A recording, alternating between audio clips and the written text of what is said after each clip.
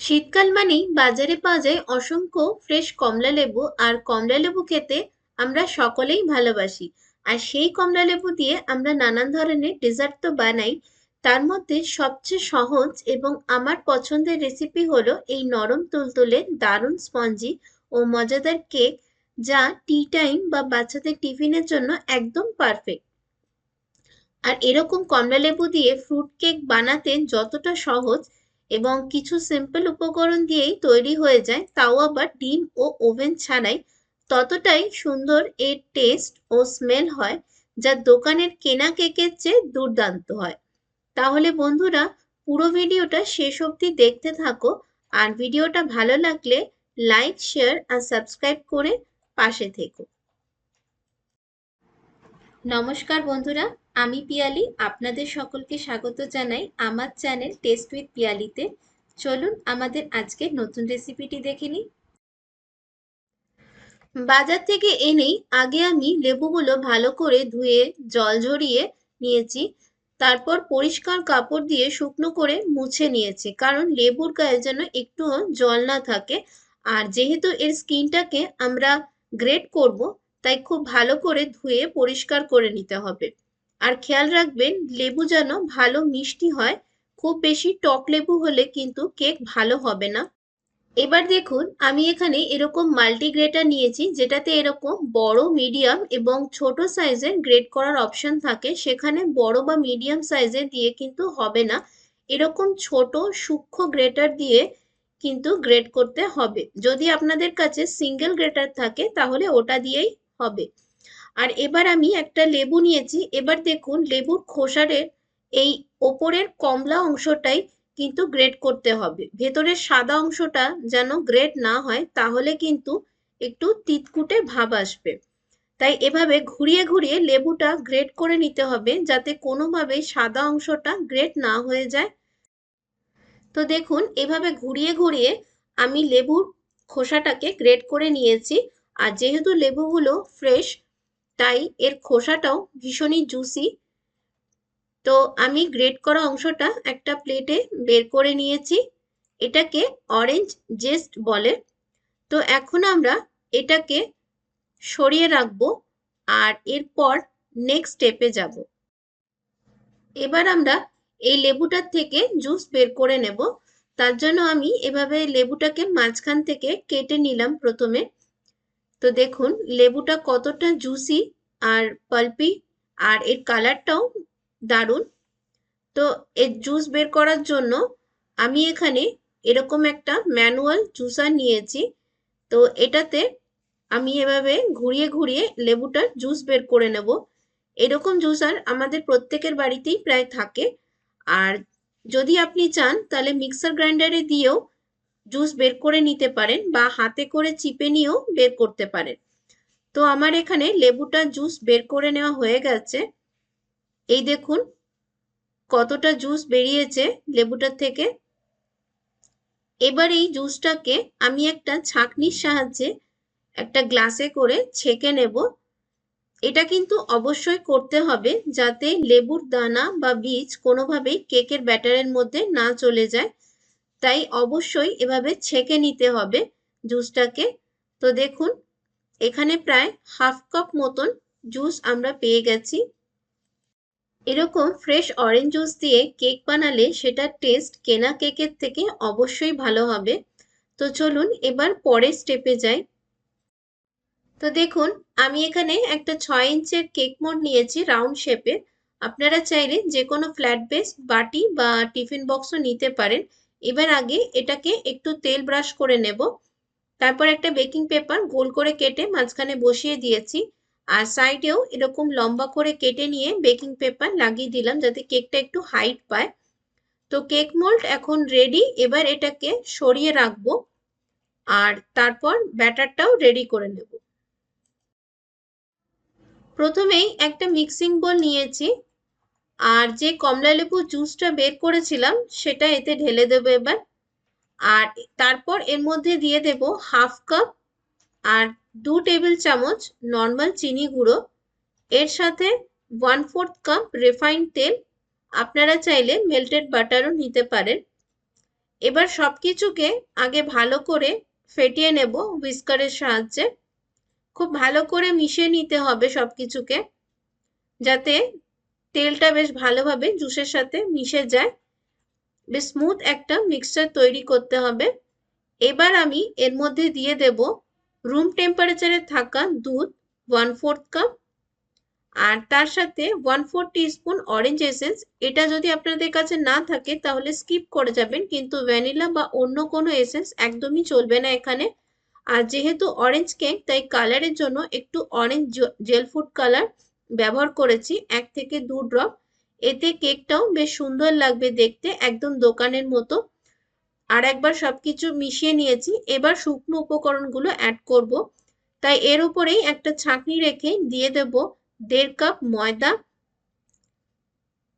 তারপর 1.5 টিস্পুন অর্থাৎ 1 টিস্পুন আর half teaspoon baking powder, আর 1/4 teaspoon baking soda. এবার ময়দাটাকে আগে চেলে নেব, তাতে কেক ভীষণই স্পঞ্জি হবে আর ব্যাটারটাও একদম লাম্পস ফ্রি তৈরি হবে, অর্থাৎ ব্যাটারের মধ্যে কোনো রকম দলা পাকবে না ময়দার। তো ময়দাটা চেলে নিয়েছি। এবার লিকুইড মিশ্রণের সাথে এটাকে ভালো করে মিক্স করে নিতে হবে। খুব ভালোভাবে হালকা হাতে মিক্স করে নেব ব্যাটারটা, বেশি জোরে জোরে বা খুব বেশি মিক্স করবেন না ব্যাটার কখনো। একই ডিরেকশনে হালকা হাতে মিক্স করতে হয়, তাতে কেক ভালো হয়, না হলে কেক কিন্তু ভালোভাবে ফুলবে না। ওভার মিক্সিং করলে কেক কখনোই ভালো হয় না। একদম সিল্কি স্মুথ একটা ব্যাটার হবে। এই দেখুন, ঠিক এরকম ঘনত্বের ব্যাটারটা হতে হবে, একদম রিবন ফ্লোয়ি ব্যাটার। এবার যে অরেঞ্জ জেসটা আমরা বের করে রেখেছিলাম, অর্থাৎ কমলা লেবুর খোসার যে গ্রেট করে রেখেছিলাম, সেটাও এবার ব্যাটারের মধ্যে দিয়ে দেব। এটাতে কেকটার খুব সুন্দর একটা ফ্লেভার আসে আর খুব সুন্দর একটা গন্ধও বেরোয় কেক থেকে। আর এটাকেও আর একবার ভালো করে ব্যাটারের মধ্যে মিক্স করে নিলাম। আর এই দেখুন, সবকিছু খুব ভালো করে মিক্স করে নিয়েছি আর ব্যাটারটা একদমই লাম্পস ফ্রি তৈরি হয়েছে। এই দেখুন, এর ফ্লোয়িং কনসিস্টেন্সিটা ঠিক এইরকমই হবে, খুব বেশি পাতলা বা ঘন হবে না, ঠিক এইরকম ঘনত্বের হবে।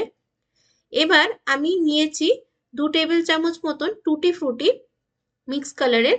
এবার এর মধ্যে একটু ময়দা দিয়ে এটাকে কোট করে নেব, যাতে এটা ব্যাটারের মধ্যে যখন টুটি ফ্রুটিটা অ্যাড করব তখন এটা পুরো কেকের মধ্যে যেন ছড়িয়ে থাকবে, অর্থাৎ ব্যাটারের নিচে গিয়ে বসে যাবে না কেকটার মধ্যে।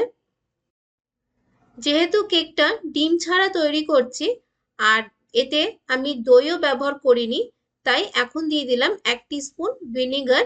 আর আরো একবার কেক ব্যাটারটাকে ভালো করে মিক্স করে নিলাম।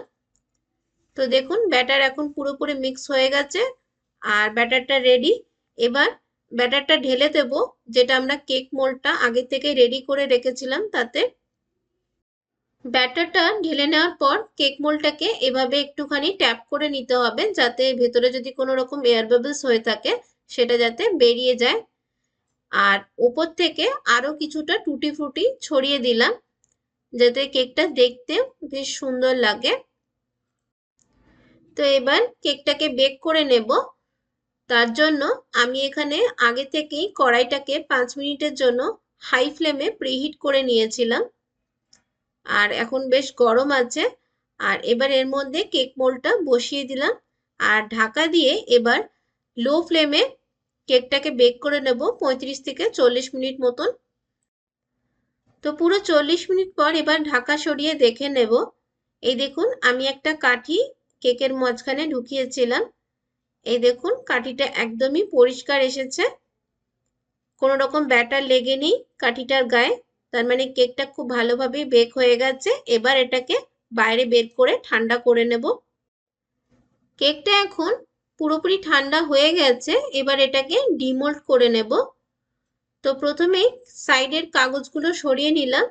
কেকের সাইডে এভাবে কাগজ দিলে কেকের সাইডগুলো সহজেই লুজ হয়ে যায়।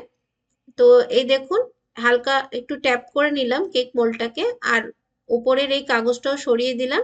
এই দেখুন, কেকটা কত সুন্দর ভাবে বেক হয়েছে, কত সুন্দর কালার এসেছে কেকটার। আর নিচ থেকে একদম ধরেও যায়নি কেকটা। এই দেখুন কতটা স্পঞ্জি হয়েছে কেকটা, আপনারা নিজেরাই দেখুন, বুঝতে পারবেন। আর এই দেখুন যে কাগজটা দিয়েছিলাম তাতে বলেছিলাম যে কেকটার খুব ভালো হাইট আসবে। এই দেখুন কেকটা কত সুন্দর হাইট এসছে আর কতটা স্পঞ্জি হয়েছে। এই দেখুন ডিম ছাড়া কতটা নরম তুলতুলে কেক হয়েছে। চলুন এবার কেকটাকে কেটে নিয়ে দেখাচ্ছি যে এর ভেতরের টেক্সচারটা কেমন এসেছে। এই দেখুন আমি সাইড থেকে একটা অংশ কেটে নিলাম। এই দেখুন কেকটা কত সুন্দর লাগছে, ভেতরটা দেখতে কতটা নরম হয়েছে। এই দেখুন আমি হাত দিয়ে একবার চিপছি আবার সেটা আগের জায়গায় ফিরে যাচ্ছে। এই দেখুন কতটা স্পঞ্জি হয়েছে, ভীষণই স্পঞ্জি জালিদার কেক হয়েছে। এই দেখুন একদম স্পঞ্জের মতো নরম কেক হয়েছে। আর যে টুটি ফ্রুটি গুলো দিয়েছিলাম সেগুলো দেখুন কিভাবে কেকের মধ্যে ছড়িয়ে রয়েছে। এই দেখুন কতটা স্পঞ্জি কেক, আপনারা নিজেরাই দেখে বুঝতে পারছেন। এই দেখুন কত সুন্দর জালি হয়েছে কেকটার মধ্যে। তো এবার বাকি কেকটাও কেটে নেব। আমি এভাবে সাইড সাইড ধরে কেকটাকে কেটে নিচ্ছি। তাহলে আমরা এইভাবে রাউন্ড কেক মোল্ডেই এরকম স্কোয়ার কেক বানিয়ে নিতে পারবো, যাতে এরকম একদম দোকানের মতো স্লাইস কেক যদি আপনারা পেতে চান তাহলে এভাবেই রাউন্ড কেক থেকে স্কোয়ার করে কেটে নিতে পারবেন। এই দেখুন আমি প্রথমে সাইডগুলো কেটে নিয়েছিলাম, তারপর এই যে স্কোয়ার কেকটা বেরোলো সে থেকে আমরা স্লাইস করে কেটে নিলাম। এই দেখুন কত সুন্দর স্লাইস হয়েছে কেকটার। আর দেখুন টুটি ফ্রুটি গুলো পুরো কেকের মধ্যে ছড়িয়ে আছে, কালারফুল লাগছে কেকটা দেখতে। আর এই দেখুন কতটা সফট হয়েছে কেকটা। তাহলে দেখলেন তো বন্ধুরা কত সহজেই আপনারাও এভাবে কমলা লেবুর কেক বাড়িতেই বানিয়ে নিতে পারবেন। এই কেকটি চায়ের সাথে খেতেও যেমন সুন্দর লাগে, বাচ্চাদের স্কুল টিফিনেও আপনারা এভাবে স্লাইস কেক দিতে পারবেন, বাচ্চাদেরও খুবই ভালো লাগবে। তাহলে ভিডিওটা যদি আপনাদের ভালো লেগে থাকে অবশ্যই ভিডিওটাতে একটা লাইক করে দেবেন, আর নতুন বন্ধু হলে অবশ্যই চ্যানেলটাকে সাবস্ক্রাইব করে পাশে থাকবেন। তাহলে দেখা হবে নতুন ভিডিওর সাথে। ভালো থাকবেন, সুস্থ থাকবেন।